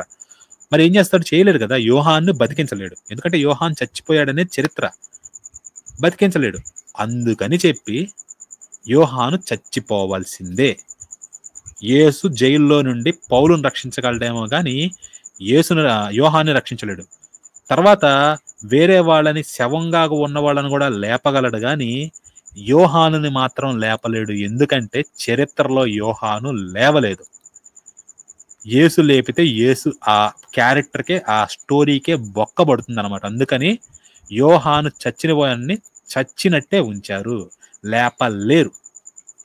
ఎందుకంటే యోహాను చనిపోవడం రియల్, యేసు ఒక ఫిక్షనల్ క్యారెక్టర్ కాబట్టి ఫిక్షనల్ క్యారెక్టర్ చేత రియల్ క్యారెక్టర్ని బతికించలేరు. అది రీజన్. బాహుబలి ఇండిపెండెన్స్ స్ట్రగుల్లో ఎందుకు యుద్ధం చేయలేదంటే బాహుబలి తర్వాత క్రియేట్ అయిన క్యారెక్టర్. అర్థమవుతుందా అండి? ఇదనమాట. ఇది యోహాన్ చరిత్ర. అట్లాంటి యోహాన్ చరిత్రను ఇంతలా వక్రీకరించి తీసుకొచ్చుకొని చివరిలో ఏమంటారు? రాయడానికి అసలు ఖాళీ లేదండి. ఎట్లుంటుందండి? యోహాన్ సువార్తలో అయితే యోహాన్ చరిత్ర ఉండదు, హేరోతో గొడవ ఉండదు, ఏవి ఉండవు. జస్ట్ ఒక బాప్తిజం ఇచ్చే యోహాను అంతవరకే. ఆయన స్టోరీతో ఇంకా పని లేదు. జనాలు అందరూ ఫాలో అయిపోయారు అనమాట యేసు వైపు. ఇప్పుడు మనకి యోహాను స్టోరీని పెట్టాల్సిన అవసరం లేదు. యోహాను చేపత యేసుని ఎండోర్స్ చేయించి యేసుని బాగా ఎత్తితే సరిపోతుంది. చరిత్రలో బాప్తిజం ఇచ్చే యోహాను ఉన్నాడు, ఆయన యేసు గురించి ఈ మాటలు చెప్పాడు, డన్, అయిపోయింది అంతే. ఇంకంతగానే లేదు. ఒక్క ఇన్ఫర్మేషన్ అనమాట హిస్టారికల్ గా. ఆయన ఇంకా దాన్ని ఏమంటారు, చెరసాలలో చెరపట్టబడలేదు. అది ఒక్కటే యోహాను సువార్త ఇచ్చింది. దీన్ని బట్టి అర్థమవుతుంది అనమాట హిస్టారికల్ గా ఈయన చెరపట్టబడ్డాడు, అది జరగక ముందు ఇవన్నీ జరిగినాయి అని చెప్పేసి ఆ ఒక్క ల్యాండ్ మార్క్ మాత్రం ఇందులో పెట్టింది మెన్షన్. ఇంకా పాసింగ్ రిమార్క్ అనమాట, ఇంకా అంతకన్నా ఏమీ లేదు. మీరు ఒక్కసారి ఓవర్ వ్యూ కనుక వేశారనుకోండి మొత్తం ఎట్లా జరిగింది ఏందని చెప్పేసి, ఇక్కడ 4 సువార్తలు ఉంటాయి అనమాట. మీకు ఆల్రెడీ చెప్పాను, సినాప్టిక్ గాస్పెల్స్ అని 3 కలర్లు ఉన్నాయి కదా, మార్క్, మత్తయి, లూకా. ఈ 3 కలర్లు అనుకోండి, 3 భిన్నంగా ఉంటాయి, మొత్తం విభిన్నంగా ఉంటాయి. రెడ్ గ్రీన్ కాదు, బ్లూ కాదు. అలాగే గ్రీన్ కూడా రెడ్ బ్లూ కాదు, బ్లూ కూడా రెడ్ గ్రీన్ కాదు. కానీ ఈ 3 కూడా కలర్స్. ఏ కలరు లేకపోతే, ఏ లైటు లేకపోతే అప్పుడు బ్లాక్ అనమాట. సో డివైడ్ చేయడానికి ఏంటంటే సినాప్టిక్ గాస్పెల్స్ లేకపోతే కలర్ఫుల్ గాస్పెల్స్ అనమాట. మార్క్, మత్తయి, లూకా. యోహాన్ ఏంటంటే కంప్లీట్లీ డిఫరెంట్ కాబట్టి కలర్లెస్ గా, లేకపోతే జస్ట్ వరకు డిఫరెన్షియేట్ చేయడానికి బ్లాక్ లో పెట్టా. 3 సువార్తలు ఒక స్టైలు, ఇంకో స్టైల్ అనమాట. వీటిల్లో మీరు చూసుకుంటే వరుస పెట్టి నేను ఆర్డరింగ్ ఇచ్చుకుంటూ వచ్చే దాదాపుగా ఒక 37 సెక్షన్స్ ఉంటాయి అనమాట యోహాను గురించి. అంటే సీన్లు అనుకోండి, మీరు సినిమా అనుకుంటే 37 సీనులు దాకా ఉంటాయి అనమాట. వాటిల్లో ఏ సువార్తలో ఏ సీన్స్ ఉన్నాయి అని చెప్పేసి ఇక్కడ మీకు లిస్ట్ అవుట్ చేస్తున్నా. మొదటి నుంచి మనకి మార్కు సువార్త ప్రకారం చూసుకుంటే యోహాను పుట్టుక వీటన్నిటి నుంచి రాదు.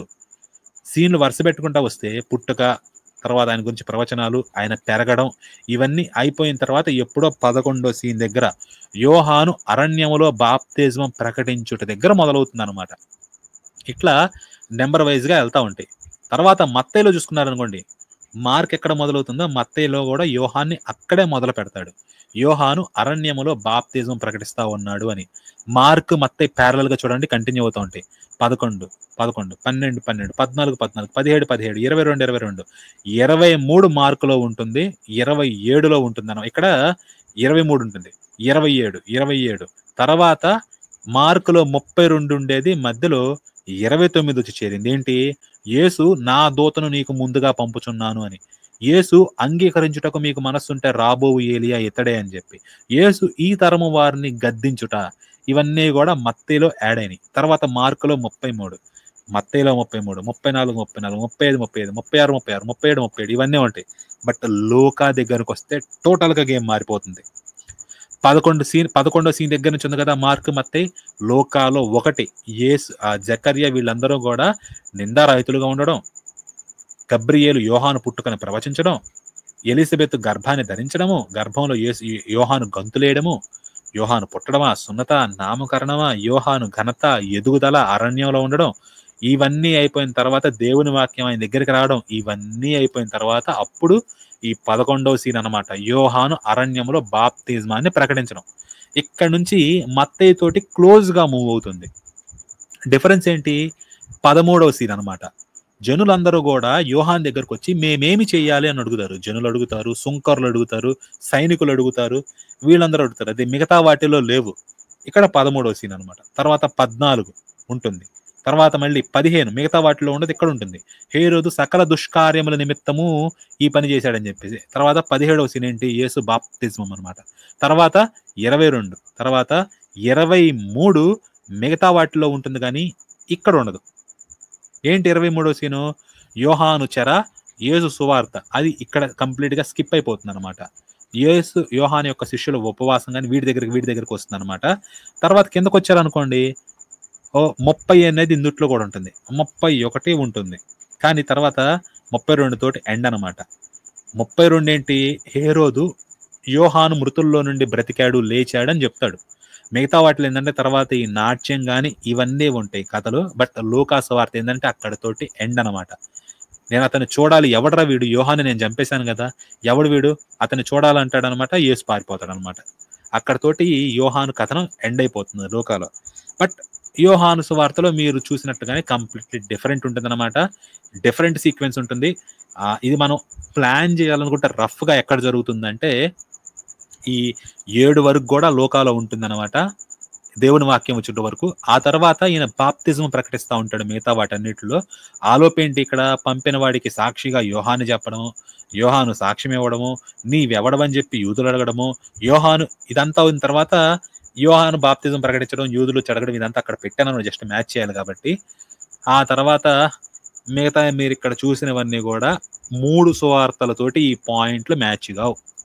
ఈ 21వ పాయింట్, 20వ పాయింట్, 19వ పాయింట్, 18వ పాయింట్, ఇవి ఏవి లేకపోతే 16 కానీ ఇవి ఏవి కూడా మిగతా సువార్తల్లో ఉండవు. ఎక్కడ చూసుకోండి. 24వ పాయింట్ ఉండదు, 25, 26 ఏముండవు. అక్కడితోటి యోహాను ఖైదు చేయబడకుండా, యోహాను బాప్తిజం ఇవ్వకుండా, యోహాను చంపబడకుండా కేవలం యేసుని హిస్టారికల్ జాన్ ది బాప్టిస్ట్ అనేవాడు యేసుని సమర్థించాడు అని చెప్పేసి చిత్రిస్తా యోహాను సువార్త అక్కడితోటి అంతం అన్నమాట. మీరు చూసుకోవచ్చు మొత్తం 4 సువార్తల్లో యోహాను యొక్క ప్యాటర్న్ ఏంటి, ఎక్కడెక్కడ ఉంటాడు, ఎట్లా జరుగుతుంది, ఏంటి ఆ సీన్స్ అనేవి ఆర్డర్ ఆఫ్ అపియరెన్స్ కూడా మీకు పక్కన ఎల్లో నెంబర్స్ లో పెట్టి మొత్తం మెన్షన్ చేశా. ఇది మీరు ఎట్ ఏ గ్లాన్స్ అనమాట. మొత్తం 4 సువార్తల్లో యోహాను పాత్ర ఏంటి అని చెప్పేసి చూస్తే మీకు ఇప్పుడు క్లియర్గా అర్థమైపోతుంది. లెఫ్ట్ నుంచి రైట్ అండి. ఫస్ట్ వచ్చింది మార్క్, దాని తర్వాత మత్తయిలో మార్పు ఎట్లా వచ్చింది, తర్వాత లూకాకి మార్పు ఎట్లా వచ్చింది, తర్వాత యోహానికి దాని స్వరూపమే పూర్తిగా ఎలా మారిపోయింది అనేది చాలా తేటతెల్లంగా మీరు ఇక్కడ చూడవచ్చు. కంప్లీట్ అనమాట ఇక్కడతోటి. అదండి యోహాన్ని ఎలా వాడుకున్నారు, వాడిపోక ముందే వాడుకోవడం అంటారు కదా, టోటల్ యూసేజ్ అనమాట. సంపూర్ణంగా వాడి చివరి ఆఖరికి పక్కన పడేశారు. ఇది జరిగింది. ఇదండి యోహాను యొక్క వాడుక. దట్ ఈజ్ ఇట్ అండి అని చెప్తారా? డాక్టర్ గారు ఉన్నారా?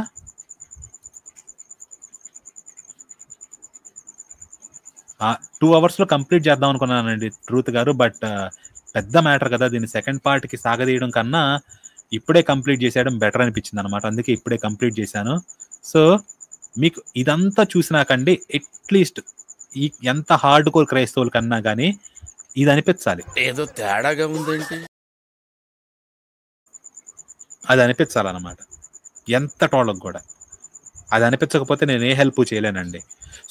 ప్రాపర్గా డీసెంట్గానే ఎటువంటి లాంగ్వేజ్ ప్రాబ్లం కానీ ఏది లేకుండా అంతా కూడా పర్ఫెక్ట్గా సాత్వికంగా ఓకే జనరంజకంగా అనకపోయినా కానీ పెలేటబుల్గానే చేశానని చెప్పేసి నేను అనుకుంటాను. మీరు దీన్ని అందరికీ షేర్ చేయొచ్చు, ఫ్యామిలీలతోటి షేర్ చేయొచ్చు, రకరకాలుగా ఏం ఇబ్బంది లేదన్నమాట. క్రిస్టియన్స్ కానీ ఎవరికైనా షేర్ చేసుకోవడానికి ఫ్రెండ్లీగానే పెట్టాను టోటల్గా స్టార్టింగ్ నుంచి ఎండింగ్ వరకు కూడా. సో ఇంత చూసారండి 3 గంటలు. లైక్ చేయడం మాత్రం మర్చిపోవద్దయ్యా దయచేసి. 150 మంది చూస్తున్నారు. ఒకటండి 100 కామెంట్లు అన్న అవుతాయేమో చూద్దాం ఓకే రేపటికి, రేపు పొద్దున కాలం. ఎందుకంటే కామెంట్ చేయట్లేదు. దయచేసి చూసిన వాళ్ళందరూ కూడా ఏమనుకుంటున్నారు, మీరు చాట్లో పెడుతున్నారు కదా చాలా మంది, యోహాను కానీ ఇదంతా కూడా ఆయన్ని వాడుకుందా బైబిల్ లేకపోతే లేదా అని చెప్పేసి 100 కామెంట్స్ అవుతాయో లేదో చూస్తానండి. రిక్వెస్ట్ చేస్తాను మీరు కామెంట్ చేయమని. లైక్ చేయండి ఓకే, చాలా ఎఫర్ట్ తీసుకొని చేశాను అనమాట. బట్ మీరు ఇది ఎవరికన్నా కూడా షేర్ చేసుకోవచ్చు ప్రాపర్గా. సో అప్రోచ్ కూడా మారుస్తున్నాను మిగతా వాళ్ళకి షేరింగ్ కానీ ఇదంతా అయ్యే విధంగా. సో అదండి. డాక్టర్ గారు ఉన్నారా? వచ్చాను పృథ్వీ. ఏదో పోయి ఏదో వచ్చి బయటికి వెళ్ళిపోయా. అయింది కదండి మెసేజ్ అంతా ఏంటో చెప్తుంది. చాలా బాగా ఇంత డీటెయిల్ గా చెప్పారు పృథ్వీ, థ్యాంక్ యూ. బైబుల్ అండి మనం ఒక్క రీడింగ్ లో కానీ ఇది అర్థం కాదండి ఏం జరుగుతుంది అనేది. ఏంటంటే 4 సువార్తలు మనకి ఫస్ట్ ఆఫ్ ఆల్ ఏంటంటే ఈవెంట్సే గందరగోళంగా ఉంటాయి. మొత్తం ఎవడు చెప్తున్నాడు ఏం చెప్తున్నాడు అనేది ప్రాపర్ గా మనం అరేంజ్ చేసుకొని అనలైజ్ చేసి గమనించాలి. చేస్తే ప్రశ్నలు వస్తాయి మీకు, ఇక్కడ తేడా ఉంది, యోహాను శిష్యులు వెళ్ళాడేంటి, వాళ్ళు చేపలు పట్టుకుంటున్నారు కదా, ఈ ఆర్డర్ ఆఫ్ ఈవెంట్స్ ఏంటి, మొత్తం గజిబిజి గందరగోళం అయిపోయింది. ఇది ఒకదాన్ని ఒకటి ఎక్స్ప్లెయిన్ చేయడం వేరండి, కానీ కాంట్రాడిక్ట్ చేయడం వేరనమాట. కంప్లీట్ కాంట్రాడిక్షన్స్ ఉంటాయి. మీరు ఆన్సర్స్ వెతకండి, క్రైస్తవాన్ని వదిలేస్తారు. సమాధానాన్ని వెతికితే మీరు క్రైస్తవాన్ని వదిలేస్తారనమాట. ఎందుకంటే క్రైస్తవం సమాధానం ఇవ్వదు.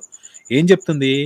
క్వశ్చన్లు అడగడం మానేయండి, సమాధానాలు వెతకడం మానేయండి, విశ్వసించండి, ఇదేనమాట చెప్పేది. అక్కడితోటి మిమ్మల్ని ఆపేస్తుంది. కానీ మీరు మాకు సమాధానం కావాలి అంటే మాత్రం మీకు సమాధానం దొరకదు. మీరు వెతకండి, క్రైస్తవాన్ని వదిలేస్తారనమాట, మీకు తెలిసిపోతుంది. అందుకే వీళ్ళు సాతాను అనే ఒక బూచిని కూడా చూపేది. సాతాను మిమ్మల్ని శోధిస్తున్నాడు అని చెప్పేసి. సాతాను కాదండి, సమాధానం మిమ్మల్ని శోధిస్తుంది. సమాధానాన్ని వెతకండి అని చెప్పేసి అనమాట. మీ చిత్తము కానివ్వండి, లేకపోతే మీ జిజ్ఞాస కానివ్వండి, లేకపోతే మీ బుద్ధి కానీ చెప్తుంది వెతకండి వెతకండి వెతకండి వెతకండి అని. చిన్న చితగా తేడాలు ఉండొచ్చు, కానీ వీళ్ళు ఏమంటారు, ఒక సున్నా అయినా పుల్లైనా కూడా పోదు, అంతా ఇందుట్లో పర్ఫెక్ట్గా ఉంటుంది అంటారు కదా. అది దెబ్బ కొట్టేస్తుంది అనమాట. అది మ్యాసివ్ దెబ్బ కొడుతుంది, చాలా పెద్ద దెబ్బ కొడుతుంది. హిస్టరీలోకి వెళ్తే జోసెఫస్ ఒకలా చెప్పాడు. అసలు ఈ స్టోరీ అంతా కూడా చరిత్రలో ఇంకో చరిత్రకారుడు రాసిన ఒక కథ అనమాట, నిజంగా జరిగిన కథ. దాని నుంచి ఇన్స్పైర్ అయ్యి టోటల్గా దాంట్లో నుంచి సీనులు లేపుకొని, ఈవెంట్లు లేపుకొని ఇక్కడ రాసుకున్నారనమాట. ఇది జరిగింది. జాన్ ది బాప్టిస్ట్ ని ఇలా తీసుకొచ్చేసి వాడేశారనమాట. ఏమైనా చెప్తారండి, లేకపోతే ఇంకా క్లోజ్ చేసేద్దాం? ఇప్పటికే చాలా లెంగ్తీ అయింది. అంటే వాడుకోవడం అనేది ముందు నుంచి అలవాటు పృథ్వీ వీళ్ళకి. ప్రతిదీ వాడుకున్నారు కదా, వాళ్ళు వాడుకోనిది ఏమైనా ఉందా చెప్పండి? మళ్ళీ మాదే ఒరిజినల్ అంటారు. అయితే ఒక్కటి మీరు చూడండి, కాంట్రడిక్షన్ అనేది ఇన్హరెంట్లీ ఈ పుస్తకంలో ఉంటుంది. అని ఎవరన్నా లేదు అని అంటున్నారంటే ఈజ్ బ్లఫింగ్, బ్లఫ్ చేస్తున్నాడు, అబద్ధాలు చెప్తున్నాడు అని.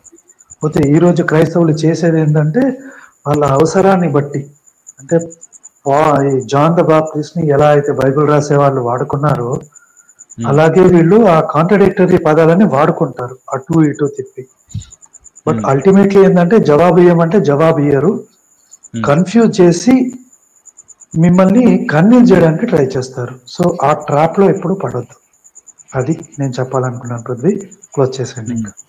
యా, సో అదండి నా చెప్పేదేముంది, వాడేసుకున్నారు. వాడిపోకముందే వాడుకోండి అంటారు కదా, వాడిపోయిన వాడిని కూడా వాడుకున్నారు అనమాట. ఇక్కడ యోహాన్ అప్పటికి చచ్చిపోయాడు. ఈ పౌలు పత్రికలు కానీ సువార్తలు కానీ ఇవన్నీ రావడానికి దాదాపుగా పౌలు పత్రికల కన్నా ఒక 20 ఏళ్ళు వేసుకోండి, సువార్తల కన్నా 30 ఏళ్ళు వేసుకోండి, అంతకన్నా ముందే చనిపోయాడు అనమాట. కాకపోతే యూదుల్లో ఇంకా పాత్ర అనేది ఉంది, అతని గురించి జ్ఞాపకాలు కానీ ఇవన్నీ ఉన్నాయి. సో వాటిని క్యాష్ చేసుకున్నారు, సింపుల్గా చెప్పాలంటే. ఆ పాత్ర నుంచి వ్యాలిడేషన్ ని సంపాదించారనమాట యేసు కోసం. అది జరిగింది. బైబుల్ ఇది ఇట్లా చాలానే జరుగుతుందండి. ముందు నుంచి పక్కన వాళ్ళ దగ్గర నుంచి తీసుకొచ్చుకొని పెట్టుకోవడం, వాక్యాలు కానీ ఇవన్నీ కూడా రాసుకొచ్చి పెట్టుకోవడం.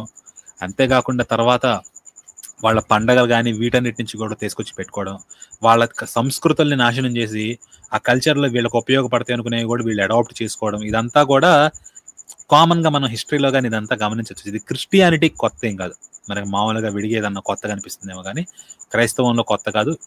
ఇస్లాం మరి దాని సంగతి నాకు తెలియదు, అదే మేబీ అది ఏం చేస్తుందో తెలియదు కానీ బట్ ఇప్పుడు మనకు అది విషయం కాదనమాట. బట్ క్రైస్తవం మాత్రం ఇట్స్ వెరీ మచ్ ఎవిడెంట్ అది. సో ఇదండి వీడియో, ఇంతటితోటి ఎండ్ చేస్తున్నా. అయితే యాజ్ యూజువల్గా దీన్ని మరి రిపోర్ట్ చేస్తారా అని చెప్పేసి దీని గురించి కూడా చూడాలి. చేసినా చేస్తారు, చేస్తే చూద్దామండి. ఇంకా గొర్రెలేనమాట, ఇందుట్లో అబ్జెక్షనబుల్ మెటీరియల్ ఏదీ లేదు. ఓకే, పైన ఒకవేళ ఏమైనా అందుట్లో మన వాడిది లిటిల్ జీసస్ కనిపిస్తున్నాడా అంటే అది బయట ఫ్రెస్కో అండి, పైన పెద్దదనమాట. ఇది పెయింటింగ్ అనేది చర్చ్లో ఉంటుంది. సో ముందు చుట్టూ 12 మంది డిసైపుల్స్ కానీ వీళ్ళందరూ, అంతకమన్నా ఇంకా అబ్జెక్షన్ ఏమీ లేదు. రిపోర్ట్ కొడితే మాత్రం నెక్స్ట్ లైవ్లో మాట్లాడుకుందాం. ఇంకంతకన్నా చెప్పేదే ఉంది. స్పోర్టివ్గా తీసుకోవాల్సింది, వచ్చేదన్న క్వశ్చన్స్ అడగాలి కానీ, అంతేగాని వచ్చేసి రిపోర్ట్లు కొట్టడం చండాలంగా ఉంటుంది కదా ఇట్లాంటి వాటికి కూడా.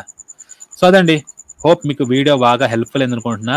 బైబుల్ ప్రక్షిప్తాలనే కాదు, అందుట్లో పాత్రలను కూడా ఎలా వాడుకున్నారు, బయట నుంచి పాత్రను ఎట్లా తీసుకొచ్చుకొని పెట్టుకున్నారు, ఇవన్నీ కూడా ఇంకా అవన్నీ మనం చెప్పాలనుకుంటే చాలా మాట్లాడాల్సిన ప్రక్షిప్తాల గురించి, వీటన్నిటి గురించి ఒక్కొక్కటి ఒక్కొక్కసారి అనమాట, అన్నీ ఒకేసారి చేసేది కాదు, కొంచెం కొంచెంగా అన్ని బయటకు తీసుకొచ్చి పెట్టుకుందాం.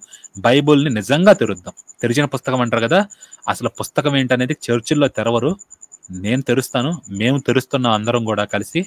So request, like, share and subscribe. అట్లాగే తర్వాత కామెంట్ కూడా, అంతా వీడియో ఇప్పుడు లైవ్ అయిపోతుంది అనమాట, అయిపోయిన తర్వాత అందరూ దయచేసి కామెంట్ కూడా చెయ్యండి తప్పకుండా. అదండి, మళ్ళీ మరొక ఆసక్తికరమైన అంశంలో కలుసుకుందాం. అప్పటి వరకు ఉంటాను. మరలా తదుపరి మీ కాపరి. స్వస్తి.